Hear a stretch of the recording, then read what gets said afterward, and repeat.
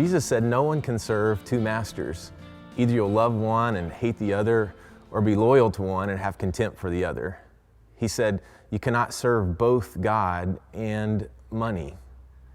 Jesus talked a lot about masters and lords, kings and kingdoms, and sometimes this language is hard for us to connect with because we don't talk much about masters and lords. We don't have a king or live in a kingdom.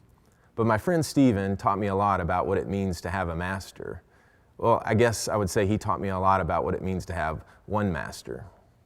The first time I met Stephen, he was walking in the back of our sanctuary. He was about 10 minutes late, and his arrival had caught my attention. At the time, I was serving in a church that had a beautiful, historic sanctuary, stained glass, a pipe organ. I was wearing a robe with a stole around my neck. And Stephen caught my attention because he looked different from the others that were in the room. He was wearing a black ball cap, a black Metallica shirt, black shorts, and yeah, you guessed it, black shoes. He made his way down that long middle aisle, right to the front, to the second row. He was carrying a cup of coffee, and while we were standing singing a hymn, Stephen sat down, propped his feet up on the row in front of him, and just kind of watched us. It was like he was in a museum, and he was going to sit there and watch while whatever was happening happened.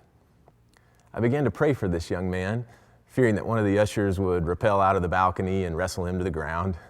But it turns out he was safe.